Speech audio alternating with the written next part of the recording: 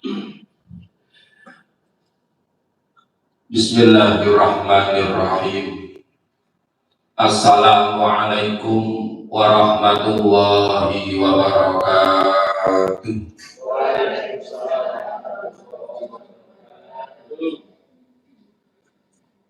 Innal hamdalillah nahmaduhu wa nasta'inuhu wa nastaghfiruh wa na'udzu billahi min syururi anfusina wa min sayyiati a'malina. Faman yahdihillahu fala mudilla lahu wa man yudlil fala hadiya lahu. Asyhadu an la ilaha illallah wahdahu la syarika lah. Lahul mulku wa lahul hamdu yuhyi wa yumiitu wa huwa ala kulli syai'in qadir. Wa asyhadu anna sayyidana wa habibana Muhammadan abduhu wa rasuluh. Allahumma salli wa sallim ala sayyidina Muhammad ibn Abdillah wa ala alihi wa ashabihi wa mawalah, wa la hawla wa la quwwata illa billah. Amma ba'd. Yang kami hormati dan yang kami takdirkan segenap Bapak dan Ibu Sivitas Akademika SMA Sudirman Ambarawa, setujuanipun yang tidak dapat kami sebutkan satu persatu dari Dewan Pembina, Dewan Pengawas, Kepala Sekolah, Wakil Madrasah, Wakil Sekolah, dan lain sebagainya, Bapak Ibu semuanya. Yang pertama,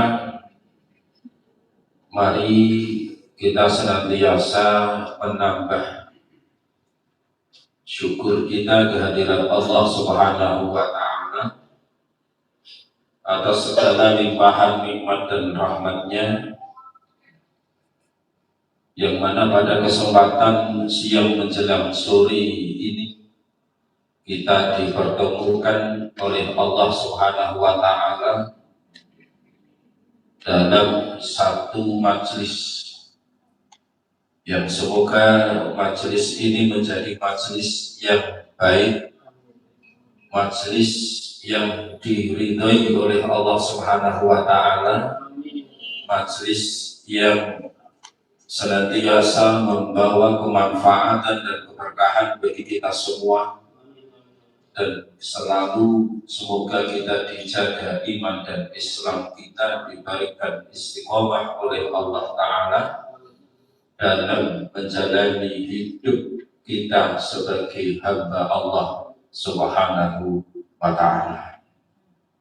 Untuk itu mari kita ikrarkan bersama rasa syukur kita atas segala nikmat Allah tersebut dengan bacaan hamdalah alhamdulillahirabbil alamin. Yang kedua, mari kita senantiasa memanjatkan salawat dan salam kehadiran baginda Nabi Muhammad sallallahu alaihi wasallam, Nabi akhir zaman, Nabi pemimpin umat yang senantiasa kita harapkan, kita mintai syafaat pertolongan beliau. Untuk itu semoga kita, keluarga kita, murid-murid kita, semuanya dijaga iman dan Islamnya oleh Allah Ta'ala,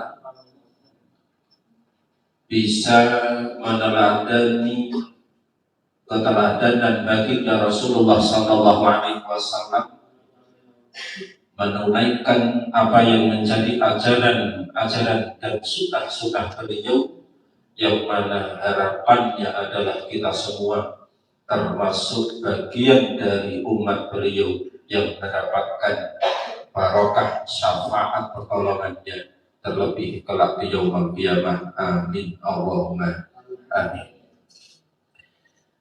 Bapak Ibu yang dimuliakan oleh Allah Subhanahu wa taala, nyuwun sewu iki biasane nek ngisi nganggo bahasa Jawa napa basa Indonesia napa campur. Kula niku nyuwun sewu nek basa Indonesia terus malah kagol. Nek basa Jawa terus kula niku kulinane ngadepi mahasiswa. Jadi sikil pokoke sak bisane sak campur-campure mboten napa-napa nggih. Tur kula niku niate mriki nggih namung hormat. Kalau wingi didhawuh kalih Mas Hanif wis pokoke kon teko. Tak kira kon teko kon ngopo suli kon ngaji. Nah, jadi niki kula ngaji, mboten pengajian. Ada dawuhipun abah yai kula, dawuhipun guru-guru kula rumiyin niku nek ngaji niku ya nganggo kitab. Nek pengajian asal critakake, asal cerita. Nek pengaji niku mawi kitab. Pramila wonten ing dalem kesempatan ini nyuwun sewu kula membagikan menika fotokopian niki kutipan makalah utawi dawuh ingkang kasebat wonten ing dalem kitab Nasaihul Ibad. Tur niki sakjane materi sudah saya sampaikan ketika kuliah Madinah Ahad wonten ing Masjid Mujahidin. Jadi memang wis krana yo dadak wis daripada golek tema anyar Allah wis teko apa sing wis tak sampaikan ning bulan Madinah wis tak kurbo wae. Terus nek jenengan ingkang istiqomah di rekod Madinah mungkin makin ini diniati mutalaah mawon pun kula aturaken ing kuliah Madinah. Lah kegandeng menika kala mendet saking kitab pramila monggo kersanipun ngalap manfaat, ngalap tabarukan dhateng musannif lan mu'allif kitab menika kitab Nasaihul Ibad. Monggo saderengipun kita waos sesarengan kita dherekaken maos hadrah rumiyin kita kintunaken kita khususkan kepada baginda Rasulullah sallallahu alaihi wasallam beserta keluarga, para sahabat tabi'in, para auliya, para ulama, khususnya kepada pengarang kitab ini beliau Syekh Muhammad Nawawi Ibnu Umar Al-Batani kalian Syekh Syihabuddin Ahmad Ibni Ali Ibni Muhammad Ahmad Ibnu Hajar Al-Asqalani. Juga kita khususkan pula kepada para pendiri Yayasan Islam Sudirman ini, termasuk kepada sivitas akademika yang sudah mendahului kita, termasuk keluarga kita yang sudah mendahului kita. Semoga amal baiknya diterima oleh Allah Ta'ala, mendapatkan pembalasan yang mulia, pembalasan yang lebih baik, dan kita semoga bisa melanjutkan apa yang menjadi cita-cita mereka bersama. Ala hadriyah wa bisyafa'ati Rasulillah sallallahu alaihi wasallam ila hadrati habibina wa syafi'ina Muhammadin sallallahu alaihi wasallam wa ala alihi wa azwajihi wa auladihi wa dzurriyyatihi sallallahu alaihi wa man sallallahu alaihi ajma'in wa ila jami'il awliya wal ulama أينما كانوا من مشارق الأرض ومغاربها خصوصا إلى القطب رباني سيدنا شعب القادر الجيلاني وشيخنا العالم الألامة محمد نووي بن عمر النووي وشيخنا العالم شهاب الدين أحمد بن حجر العسقلاني ومشايخهم وتلاميذهم وإلى أرواح آبائنا وأمهاتنا وأجدادنا وجداتنا ومشايخنا وسيدنا معلمنا وتلاميذنا وطلابتنا وإلى سائر المسلمين والمسلمات والمؤمنين والمؤمنات الأحياء منهم والأموات شيء لله لنا ولهم الفاتحة. أعوذ بالله من الشيطان الرجيم. بسم الله الرحمن الرحيم. الحمد لله رب العالمين الرحمن الرحيم مالك يوم الدين إياك نعبد وإياك نستعين اهدنا الصراط المستقيم صراط الذين أنعمت عليهم غير المغضوب عليهم ولا الضالين رب اغفر لي ولوالدي وللمؤمنين آمين. Oke, kita was jenengan mangni makawan nyari ngaji. Bismillahirrahmanirrahim. Qala al-musannif rahimahullahu ta'ala nafa'anallahu. Wal maqalatu al-hadiyata asyarata. Maqalah yang ke-11 atau pangandikan perkataan yang ke-11. Ibu terjemahan ini malah kubutan kulo tulis lagi. Qila li Ibrahim alaihi salam. Qila didawuhake li Ibrahim alaihissalam maring Ibrahim alaihissalam, dikatakan kepada Ibrahim alaihissalam, maksudnya Nabi Ibrahim ini ditanya ini cerita li aini syai'in karena endi suci-suci ditakhodan dari akika ing sira sapa Allah khalilan ing dadi kinasih.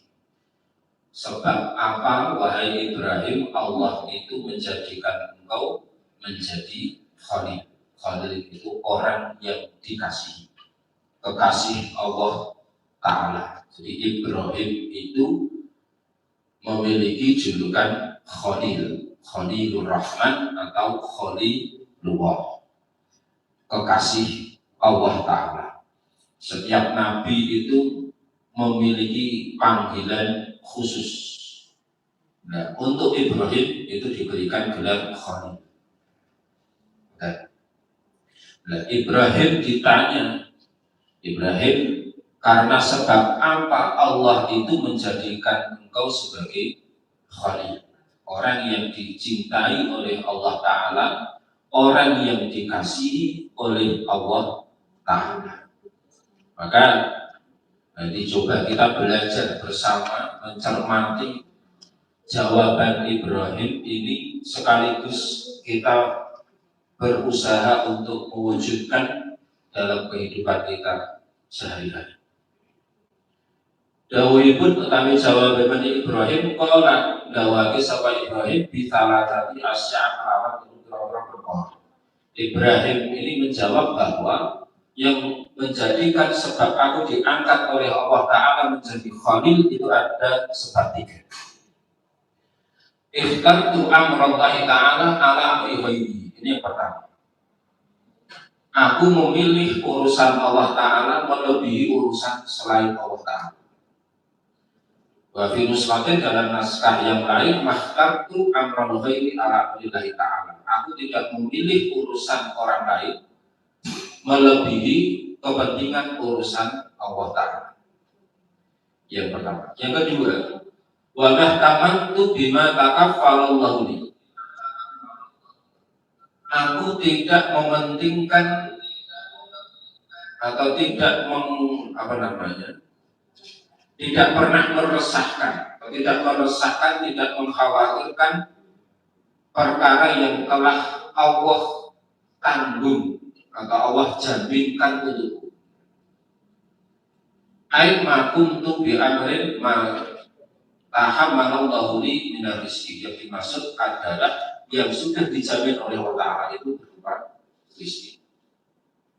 Yang ketiga, wa ma ta'asyaitu ai ma akaltu waqtal amasai wa ma tahaittu ai ma akaltu waqtal hudai illa ma'dhifi.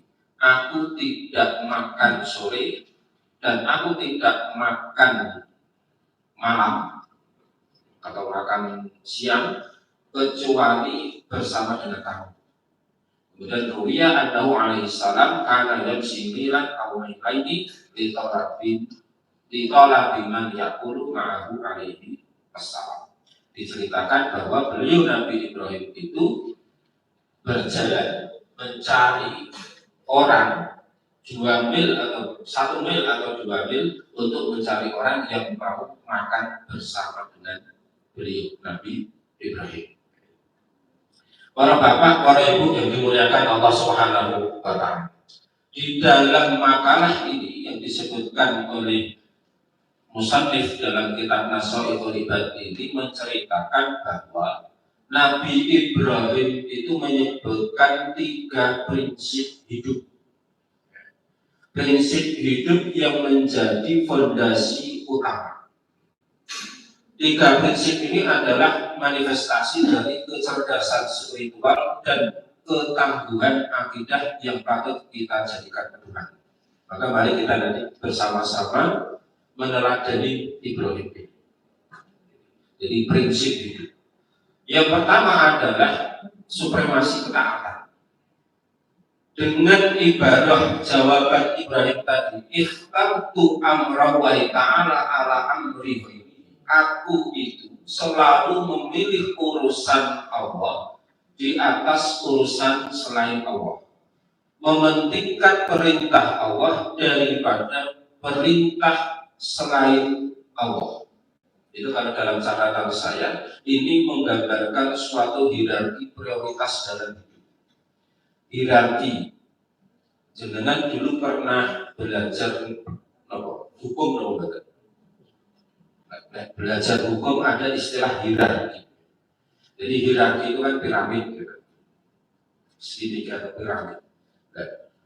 Dari yang rendah kan ada level-level rendah, terus atasnya sampai yang paling ujung, paling tinggi. Nah, semakin tinggi ini adalah yang paling utama. Dan Nabi Ibrahim alaihissalam itu selalu meletakkan apa yang menjadi perintah Allah ini di atas, melebihi yang bawah. Ini Ibrahim. Nanti ada banyak contoh. Nah, kalau kita tarik di dalam kehidupan kita, maka mestinya kita juga begitu. Maka misalkan begini, yang paling bawah itu berarti urusan pribadi. Mestinya begitu. Jadi urusan pribadi ini paling bawah. Terus di atasnya ada urusan orang lain. Maka dalam teori tasawuf, jadi kalau kita tarik dalam teori tasawuf itu kita mengenal istilahnya ada itar. Kita masih hadis kata itar itu mendahulukan kepentingan orang lain daripada kepentingan diri sendiri. Minimal yang disampaikan oleh Nabi itu mencintai orang lain sebagaimana kita mencintai diri kita sendiri. Maka dikatakan la yu'minu ahadukum hatta yuhibbu li akhihi ma yuhibbu li nafsihi. Minimal itu. Kita meletakkan kecintaan orang lain itu sama ketika kita mencintai diri kita. Apalagi kalau kita bisa memposisikan orang lain itu lebih penting daripada kita. Nah, ini kira-kira abad atau wadah. Misalnya wadah ini pengen turu ngantuk tenang. Terus diajak nonton bulan, silakan malah seneng. Kadang kalau misalnya ngantuk malah dijak ngobrol, ya kira-kira ya ora nyambung kan gitu. Ya, ini contoh. Jadi meletakkan posisi kepentingan orang lain melebihi kepentingan kita, namanya Islam. Jadi maka meletakkan tadi kepentingan pribadi, kepentingan orang lain, terus kepentingan banyak orang. Maka kalau dalam teori akhlak itu kepentingan bersama itu harus dipentingkan daripada kepentingan pribadi. Dan nanti semakin ke atas mungkin kepentingan masyarakat, kepentingan negara, dan seterusnya. Nanti yang paling tertinggi itu adalah kepentingan Allah Ta'ala.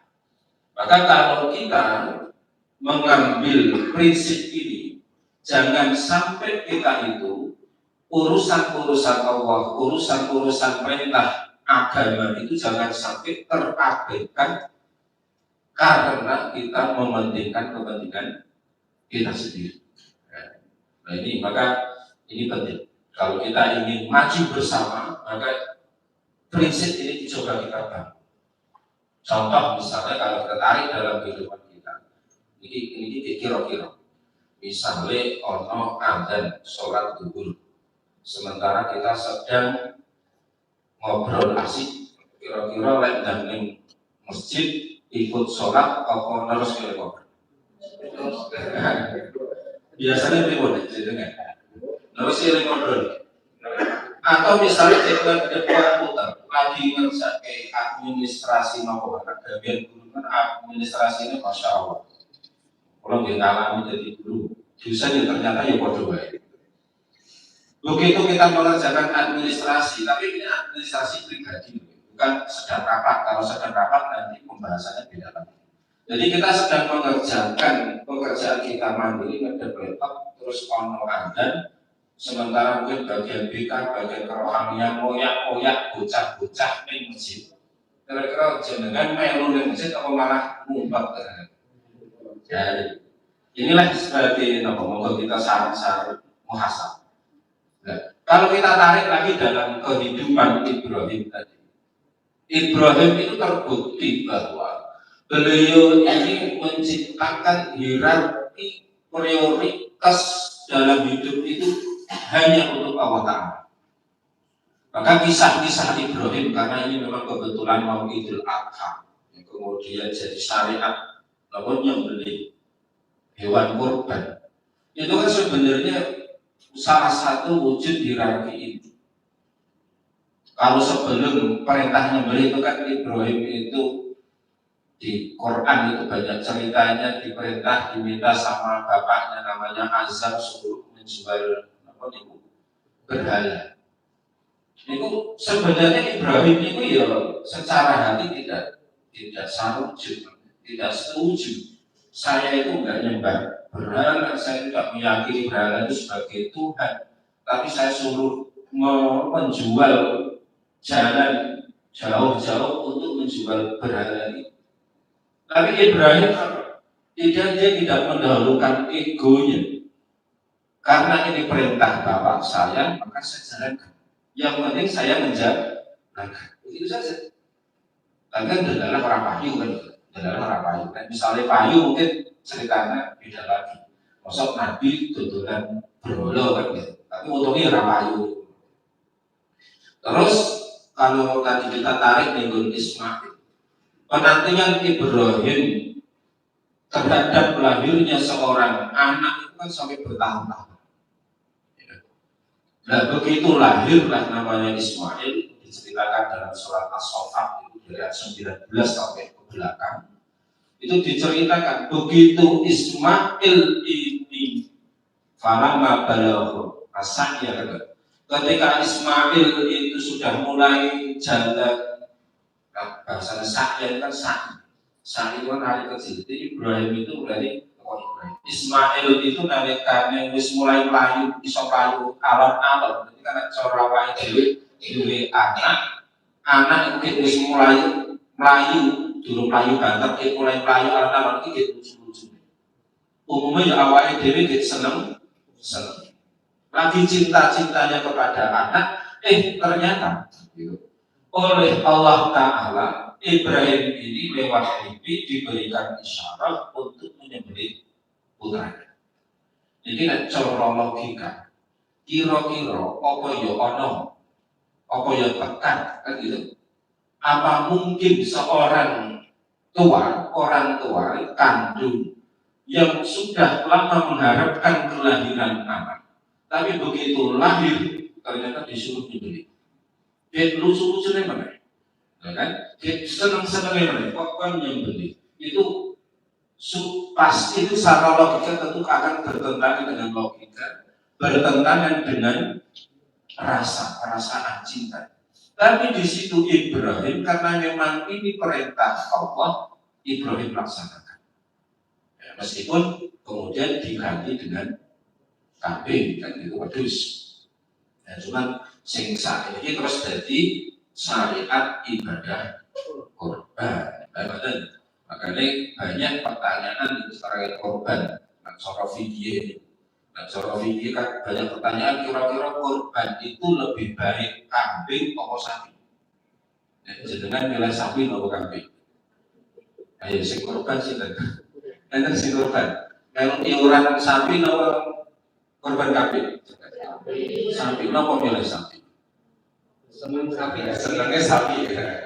Makanya kan di video itu kan sampai dibahas. Korban itu lebih baik kambing atau hewan lain termasuk sapi unta. Itu yang terjadi banyak perbedaan. Ono sing berpendapat bahwa yang utama itu kambing. Karena memang secara histori ya yang disyariatkan itu kambing. Secara histori lebih, secara histori. Maka ada pengandaian. Jadi ulama fikih itu kan ya berandai-andai juga. Seandainya yang terbaik itu bukan kambing, kudunya biar Gusti Allah itu ora ganti kambing ini sing gadane iki sapi. Nek ora iki ya ana sapi. Nek kok ya ora diganti sapi. Nek arang itu ya ana unta. Nek kok ya ora diganti unta. Nek kok sing diganti tetap kambing. Berarti dengan alasan histori itu kambing itu lebih utama. Termasuk alasannya ya sak nyawa itu. Jadinya satu nyawa untuk satu orang. Tapi ada yang berpendapat ya orang-orang kambing. Ya tergantung, nah, bahasa tergantung itu kan kembali minggu usul fikih ada kaidah maslahah, ada teori maslahah. Jadi daging itu nanti lebih maslahat untuk yang kambing apa yang sapi.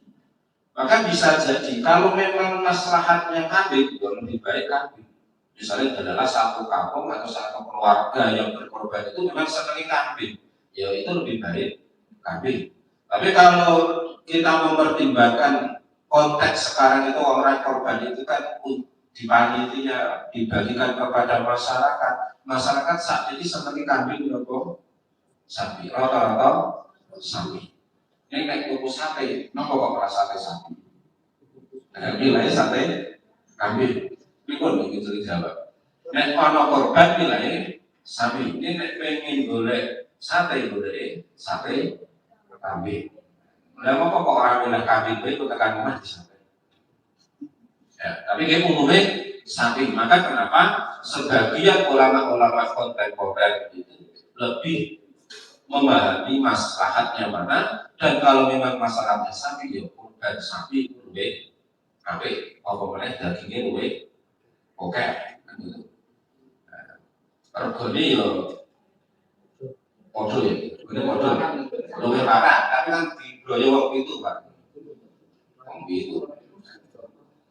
Nah sapi kan kambing kalau setengah terus siji kemudian sapi kalau setengah itu berbeda. Sebab sapi gede, makanya sapi itu lebih akeh dari ini misalnya atas kedebakan itu. Ini secara fikih. Tapi tadi kita kembali lagi nih tadi berikut Ibrahim menyembelih Ismail. Itu kalau dalam makna simbol itu sebenarnya juga mengandung makna simbol. Nah, kalau ini kan kalau di akidah filsafat itu kadang sok mempelajari makna simbol-simbol. Nah, kenapa kok tidak disembelih? Sing disembelih ya kambing, terus disyariatkan jadi syariatnya Kanjeng Nabi Muhammad nek pas Dzulhijjah kok nyembelih kambing atau mau hewan-hewan sejenisnya untuk korban atau udhiyah. Sebenarnya hewan korban itu hanya simbol. Sing disembelih itu nama kewan. Dan kewan itu duweni sifat hayawaniyah. Sebenarnya kan Mas Andi ceramah. Umumnya kewan, apabila kewan sing sikile papat jenengane Rasulullah. Nek cara Arabnya jenengane bahimah, jamae bahaim. Iku rata-rata kewan itu punya sifat egois. Kewan itu biasanya memiliki sifat rakus. Biasanya hewan yang berkaki empat itu rata-rata yo galak, yo egois, rakus. Itu rata-rata benar. Nah, kenapa kok awake dhewe diperintah kon nyembelih korban? Itu sebenarnya itu makna simbol bahwa kita itu diminta oleh Allah Ta'ala untuk menghilangkan sifat-sifat dulu tadi. Sifat-sifat hewan sing rupane rakus, tamak, egois, gampang marah. Nah, Ini makna simbolnya seperti itu. Terus kalau dikembalikan dengan ceritanya Ismail itu sebenarnya simbol dari kecintaan terhadap dunia. Mau ceritanya Ibrahim itu ngarep bertahun-tahun, begitu lahirlah Ismail, kita lucu-lucu ini kan nyebeli. Ismail ini simbol dunia yang dicintai. Lah kok malah penyembelih maksudnya awake dhewe niku ojo sampai dadi wong sing terlalu cinta kepada dunia. Kita harus menyembelih sifat mahabbah atau hubud dunia yang ada di dalam diri kita. Nah, ini bahkan hidup kita itu kalau orientasinya itu bukan dunia, orientasi kita adalah menjalankan agama, orientasi kita itu adalah ibadah, orientasi kita adalah tadi meletakkan hierarki Allah, urusan Allah, perintah Allah, syarat Allah melebihi di atas segalanya. Insya Allah hidup kita akan ditata oleh Allah Ta'ala, hidup kita akan adem, tetap itu rasanya namsudi nomor satu. Boleh kesukaan pakai tangan cakap. Langsung nomor dua. Tadi. Wa mahtamantu bima takaffala wahmi.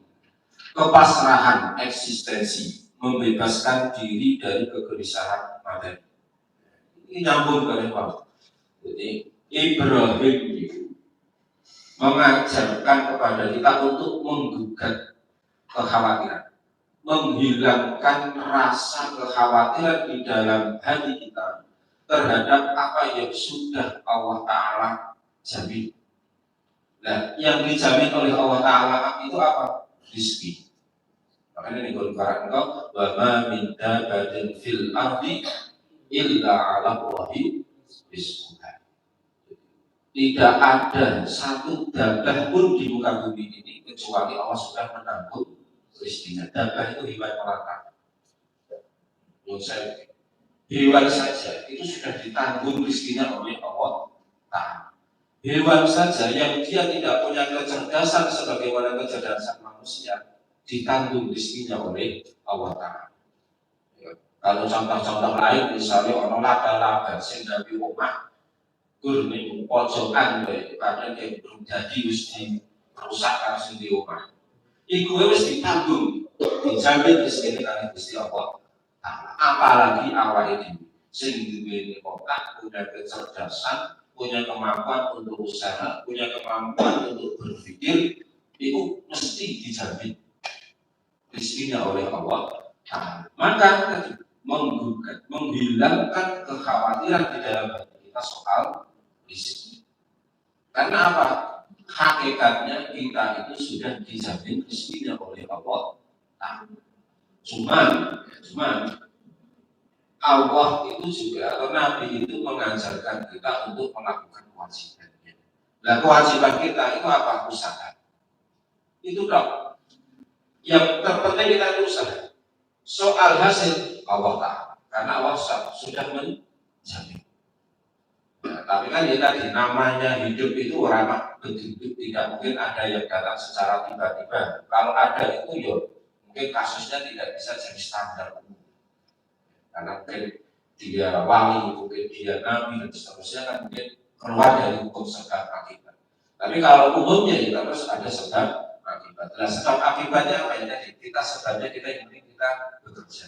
Yang penting kita usaha maksimal mungkin, tapi hasil biar Allah yang ngatur. Maka jangan sampai karena apa? Tadi ada hal-hal di mana Allah itu menentukan. Buktinya apa?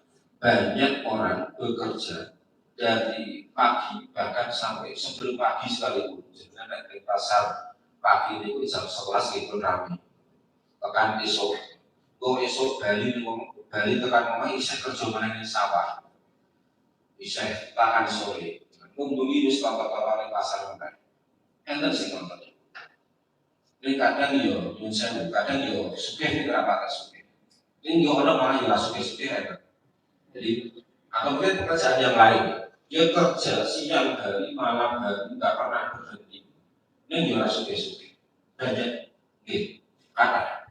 Tapi ada orang yang memang bekerja, tapi bekerjanya memang sistematis. Dia tidak harus banyak mengeluarkan tenaga, ya kan? Jam kerjanya mungkin juga sedikit, tapi kadang hasilnya banyak.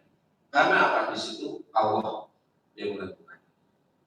Maka tidak bisa dijadikan suatu kesimpulan bahwa nek wong kerja berat itu mesti hasil apa.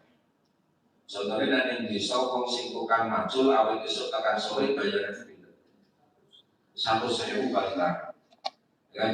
Sementara sing tengkulak, sing tengkulak payah panen derek moro, kira-kira mungkin hasil akeh sing macul tani kok karo tengkulak.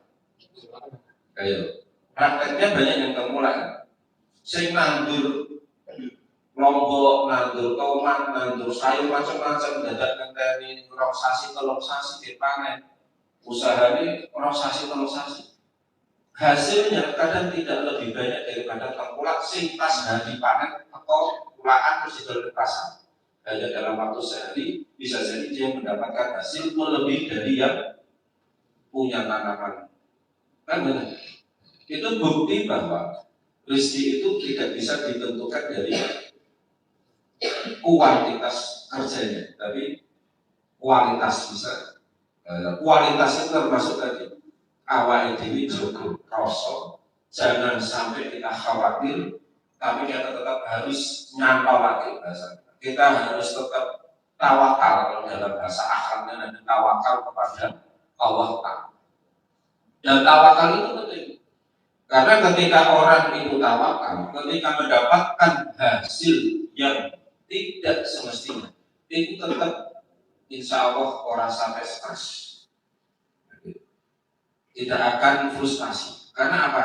Tadi dia sudah menyerahkan urusannya kepada Allah Ta'ala. Justru yang lahir di dalam hati itu tetap ikhlas, ridho, qanaah. Itu kalau dalam pelajaran. Tapi kalau orang itu melepas tawakalnya kepada Allah Ta'ala, dia beranggapan bahwa kalau saya begini, pasti begitu. Ternyata hasilnya tidak sesuai. Itu rata-rata merasa stres, frustasi. Dan itu sebenarnya sudah diwasiatkan oleh Imam Abdullah As-Saran. Waktu itu iktimatnya itu kepada amal, ya wis ditunggu ya esok bakal nuksa berprojek indah jalan. Maka dia akan habis pengharapannya, bisa stres, bisa edan, bisa bunuh diri ketika dia mengalami kegagalan. Maka tadi mendobrak, menghilangkan kekhawatiran kita terhadap urusan dunia, sehingga dari awal ini melakukan pekerjaan kita hasil itu urusan itu. Dan kalau kita tarik dalam kehidupan kita seperti itu, kita ya pokoknya wajib mulan itu kan wajib UAS ya UAS, UTS ya UTS, wajib mulan kelas masuk kelas. Itu soal gaji itu urusannya orang gaji. Dan kinerja kita bagus, pasti manajemen akan mempertimbangkan kenaikan gaji. Secara hitungan manajemen kan ini awal dari sering kosong, ya kan? Banyak diprotes siswa karena tidak masuk. Yang kelas sekali masuk, konon ya muring-muring, muridnya nakal sidik di kampleng, mana itu dilakukan polisi. Nah, bisa jadi kan? Bon, nomor 3 pun ini kan soal humanis.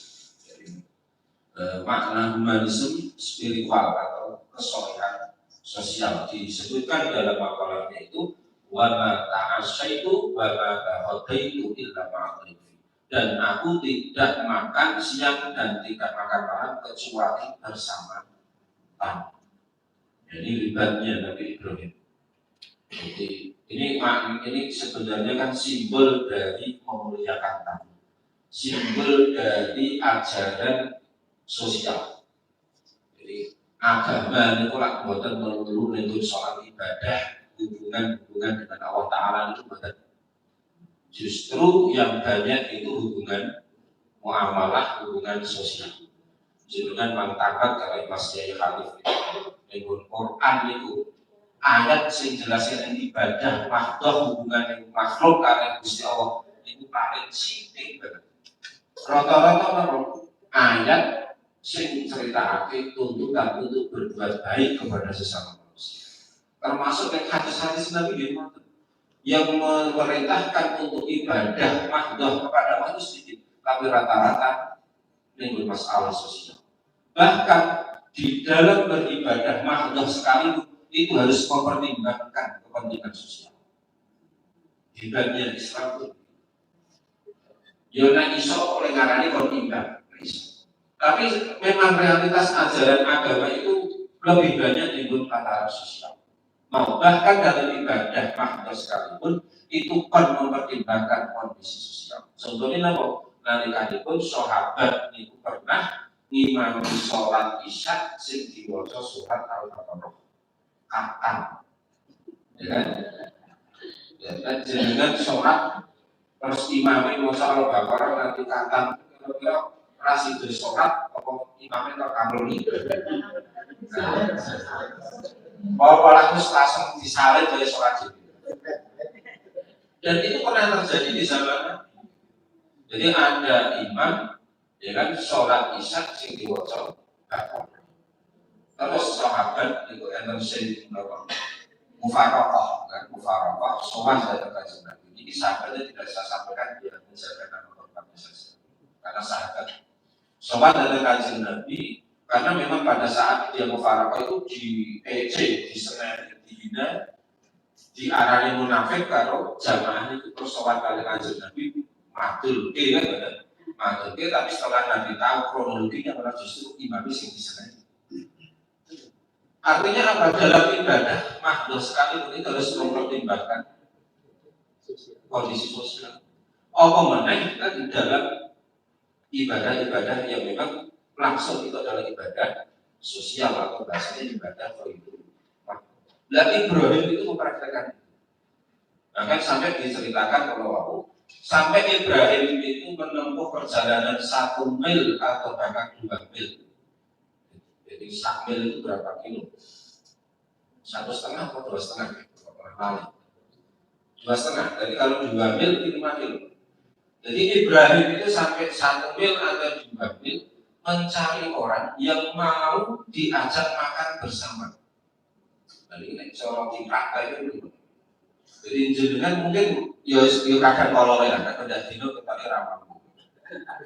Jadi rakyat seminggu bisa jajan tonggo ini jajan konsol ini ayo pesan-pesan traktir. Yo gentenan barang ya apa. Misalnya orang 50 itu kan 50 hari gentenan traktir. Ini yo paling lain seminggu bisa loh. Tapi ojo bablas karena ini prinsip.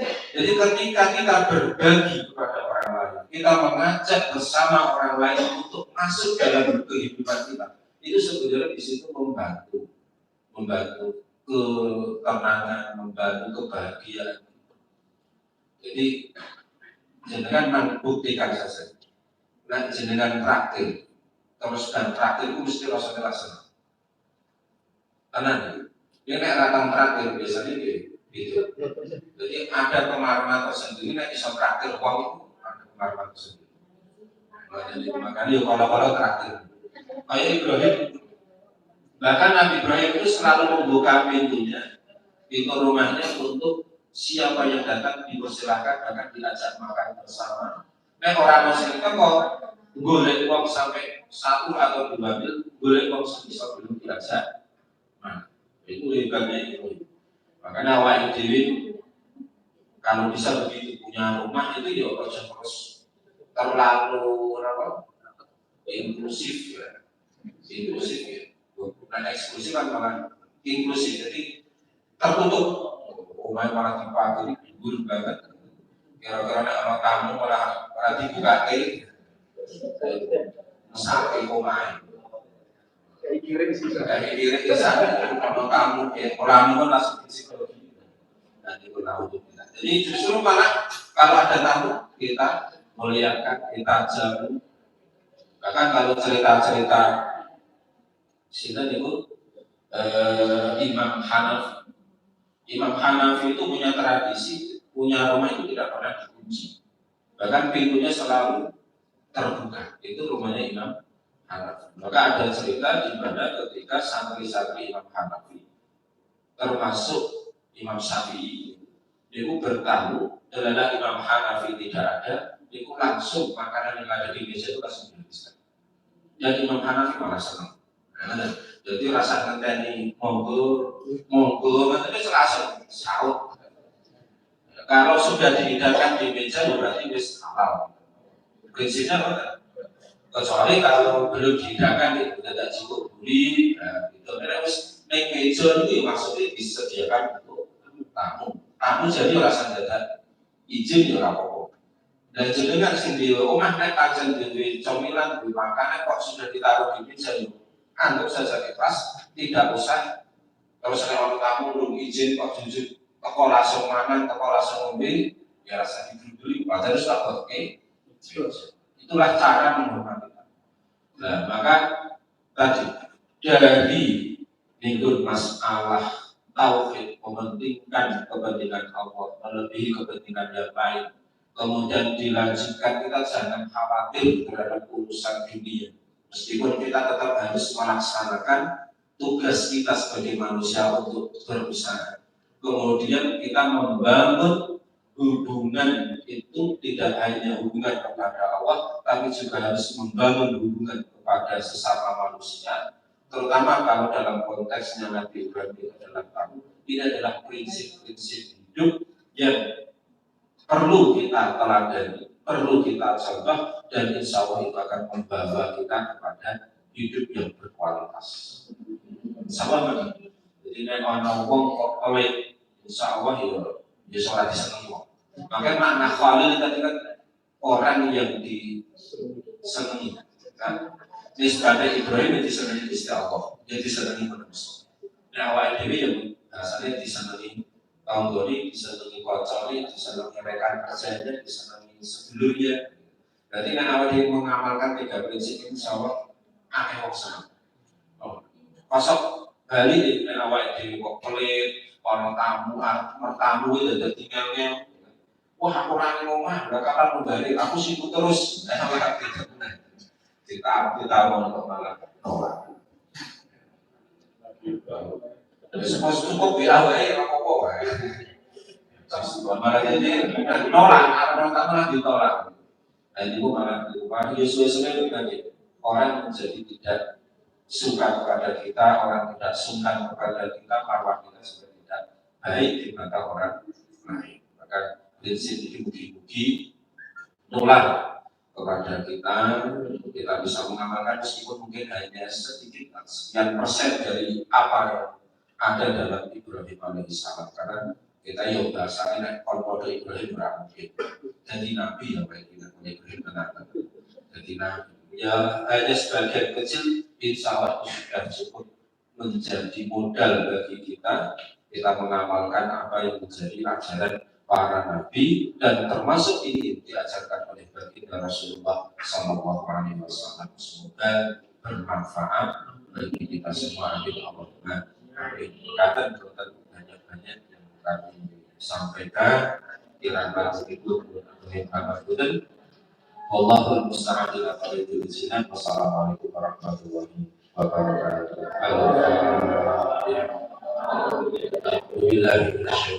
Bismillahirrahmanirrahim. Alhamdulillahirabbil alamin arrahmanir rahim maliki yaumiddin.